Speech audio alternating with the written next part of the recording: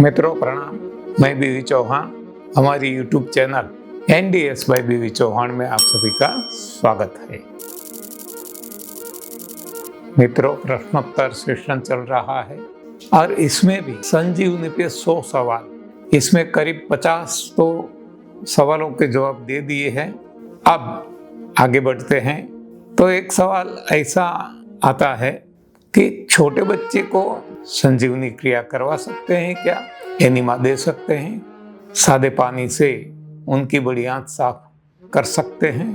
तो जवाब है हाँ। तो कितने छोटे बच्चे को? हमने देखा है जब ऐसी कोई नौबत आ गई तो 2-3 दिन, जन्म के बाद 2-3 दिन ही हुए थे, ऐसे छोटे बच्चे को, नवजात शिशु को थोड़ा सा पानी हमारी कॉमन सेंस के अनुसार हमने दिया है और फायदा भी हुआ है। यानी यहाँ कोई एज लिमिट नहीं है।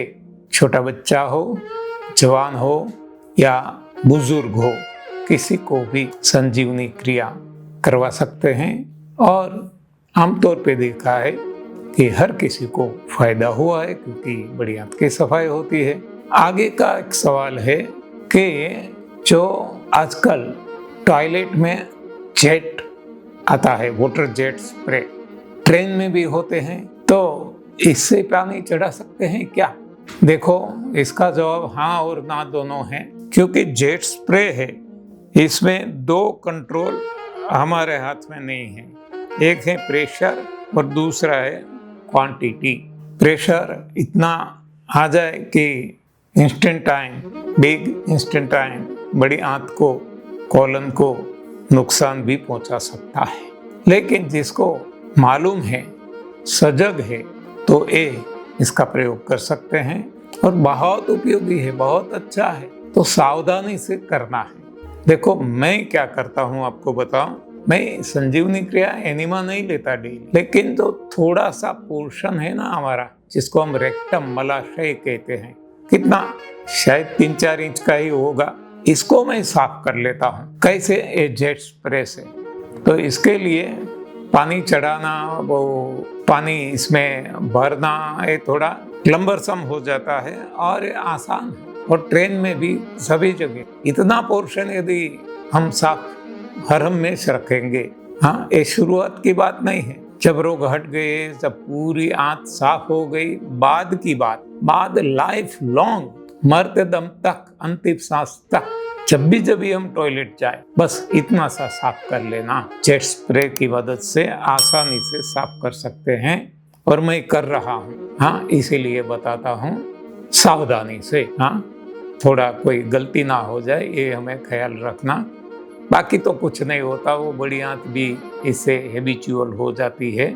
तो ये हमारा मेरा खुद का अनुभव है और इससे बहुत ही आराम रहता है, क्योंकि जो मल जमा होता है मलाशय में ही होता है, इसलिए तो नाम मलाशय। इसको साफ सुथरा रखेंगे, बाकी तो बड़ी आंत में भोजन ही है, पत्ता है, तो इससे बहुत लाभ होगा। करके देखो, ये प्रयोग का मामला है। हर कोई चीज में मैं कहता हूँ, एक कही सुनी सुनाई बातें नहीं है, कोई स्टोरी नहीं है, खुद का अनुभव है, लोगों का अनुभव है और खुद को अनुभव करना है खुद पे। तो आगे का सवाल है, सुदर्शन क्रिया और संजीवनी क्रिया में अंतर क्या है? बहुत अंतर है, आसमान जमीन सा अंतर है। सुदर्शन क्रिया जिसने की है, जो जानते हैं, उनको पता है कि इसमें पानी मुंह से डाला जाता है और बहुत ज्यादा, और बाद में इतना एक्सरसाइज करना पड़ता है, पेट को थक जाते हैं, ऐसा भी हमने सुना है। मैंने कभी नहीं की है, मैंने केवल सुना है जो लोग करते हैं उनसे। जबकि संजीवनी में तो आपको पता है कि पानी नीचे से, एनस से, मलद्वार के द्वारा रेक्टम में डाला जाता है, यानी कि मलाशय में पानी चढ़ाया जाता है और बड़ी आंत में वहां से आगे जाता है। तो आसान तरीका है। जिसने किया है, दोनों किया है, उनको ज्यादा पता होगा। सुदर्शन भी किया है, संजीवनी भी किया है, उनको ज्यादा पता होगा कि संजीवनी एकदम आसान है, जबकि सुदर्शन दिक्कत वाला है। फिर भी दोनों से सफाई होती है, तो दोनों अच्छे हैं, किसी की बुराई नहीं है। दोनों अच्छे हैं, बस चॉइस हमारी है, करो या ये करो। सफाई तो दोनों में बड़ी हाथ की होती ही है। अब तीसरा एक बहुत कम लोगों ने नाम सुना होगा, इसका सवाल है कि गणेश क्रिया और संजीवनी में क्या अंतर है। देखो, एक तो गणेश क्रिया नाम बहुत कम लोगों ने सुना होगा। गणेश क्रिया ये नाम योगा में दिया जाता है। योगा में भी जो मैंने बुक पढ़ी है, किताब पढ़ी है, वो है क्रिया योग। मैंने क्रिया योग भी बहुत लंबे समय तक किया है। तो एक क्रिया योग में एक गणेश क्रिया का प्रयोग है।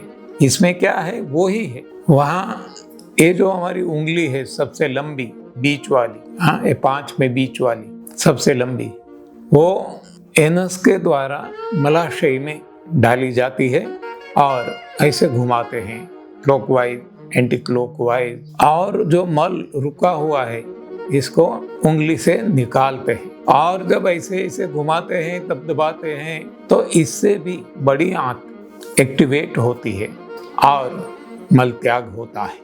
तो ये भी एक संजीवनी क्रिया जैसा है। इसको हम कहें पानी वाला नहीं, सूखा, हाँ, गणेश क्रिया यानी सूखा एनिमा, ऐसे हम कह सकते हैं, सूखी संजीवनी क्रिया बिना पानी वाली।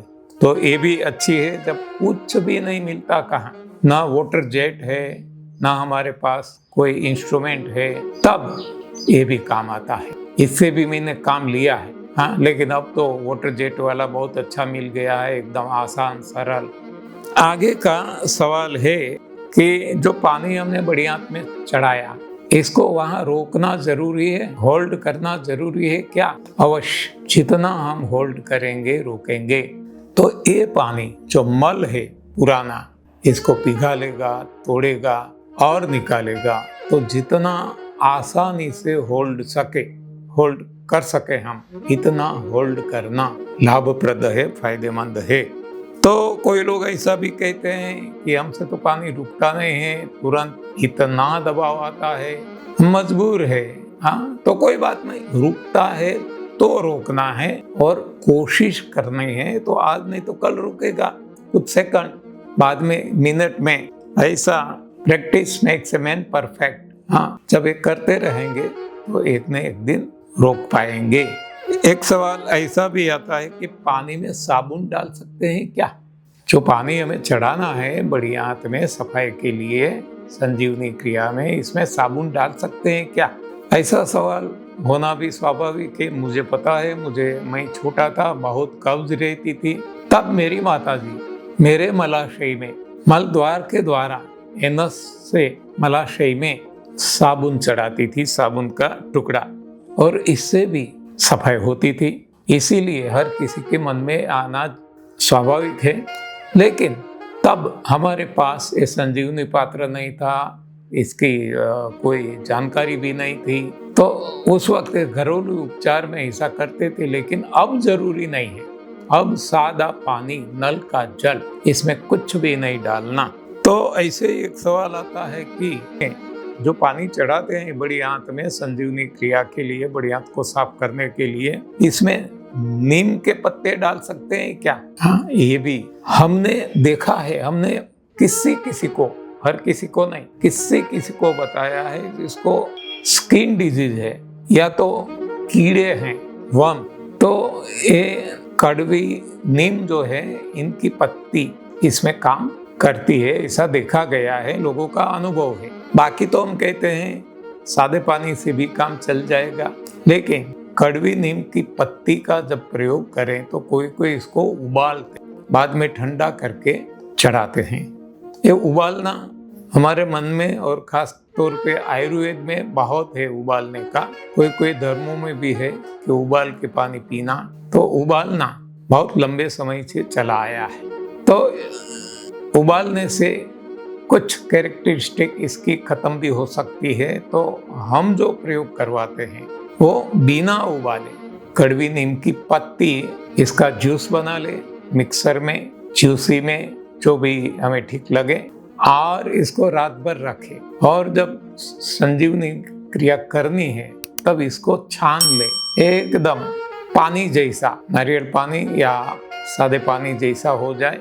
तो इससे भी कोई कोई लोगों को फायदा हुआ है। इस हिसाब से कभी कभार किसी को हम कहते हैं यदि नहीं भी करेंगे ऐसा तो भी सफाई तो होगी, तो काम तो बन जाएगा। लेकिन ये कड़वी नीम की पत्ती डालना है तो इस तरीके से प्रयोग करके खुद देखना है, दोनों को देखना है। इससे फायदा है सादे पानी से, तो कोई झंझट में पड़ने की जरूरत नहीं है। और नीम की पत्ती से ज्यादा फायदा दिखता है तो ये प्रयोग भी कर सकते हैं। ऐसा एक सवाल आता है कि पानी में हिमत, हरड़, त्रिफला ऐसे कोई चूर्ण डाल के इससे एनिमा ले सकते हैं, संजीवनी क्रिया कर सकते हैं, बड़ी आंत की सफाई कर सकते हैं क्या? ये सवाल भी सहज है, क्योंकि हम हिमत, हरड़, त्रिफला हमारी कब्ज मिटाने के लिए लेते हैं। मैंने बहुत लिया है लंबे समय तक, लेकिन यहाँ मैंने देखा है कि किसी की आवश्यकता नहीं है, सादे पानी से काम चल जाता है। और मैंने ये भी देखा है कि ये चूर्ण ऐसे हैं, हिमज, हरड़, त्रिफला, वो चिपक जाता है, बड़ी आंत की अंदरूनी सरफेस पे चिपक जाता है, तो इसको निकालना बाद में कठिन होता है। तो इससे दूर रहना ही अच्छा है, ऐसा मेरा खुद का अनुभव और मानना है। जब बुखार आता है तब संजीवनी क्रिया कर सकते हैं, ऐसा भी लोगों का सवाल आता है। तो अवश्य इस वक्त तो खास लेना है, खास। आप देखेंगे बिना कोई दवाई आपका बुखार हट जाएगा, 2-3 दिन लेते रहेंगे। लेकिन एक ख्याल रखना है, वहाँ नॉर्मली हम कहते हैं कि न ठंडा न गर्म, एट बॉडी टेम्परेचर गुनगुना पानी से संजीवनी क्रिया करना है। जब बुखार है तो बॉडी खुद गर्म है, बॉडी का टेम्परेचर ज्यादा है, तब हम कहते हैं थोड़ा गर्म, हाँ, बॉडी टेम्परेचर जितना, तो गर्म पानी से बुखार वाले को संजीवनी क्रिया करनी है, तो ये भी फायदेमंद रहेगा। अगला सवाल है, डायरिया हो गया है, लूज मोशन हो गया है, तो उस वक्त तो संजीवनी कोई जरूरी नहीं है ना, क्योंकि हाँ वैसे ही बिना संजीवनी ये बार बार जाना पड़ता है, नहीं तो ये भी गलतफहमी होगी। उस वक्त खास लेना है, क्योंकि शरीर अब इस द्वार से, मल द्वार से कूड़ा कचरा शरीर का निकालने में लगी हुई है। तो जब हम खुद संजीवनी क्रिया करेंगे तो शरीर को हम साथ देंगे, शरीर के लिए आसान हो जाएगा ये कूड़ा कचरा निकालना, और ये जो दस्त है ये जल्द बंद हो जाएगा। तो ये भी बहुत अच्छी क्रिया है, उस वक्त लूज मोशन के वक्त लेना। आगे का जो सवाल है वो है, कोई आदमी पेशेंट कोई कोमा में है तो उनको दे सकते हैं? अवश्य। हमने देखा है केवल संजीवनी क्रिया करने से कोमा का पेशेंट कोमा से बाहर आ गया है, तो उनके लिए तो बहुत फायदेमंद है। और वैसे भी कोमा में पड़ा है, वैसे भी दवाइयाँ जाती है, हाँ, तो उनके लिए तो ये बहुत फायदेमंद है, ऐसा हमने देखा है, तो उनको अवश्य करवाना है।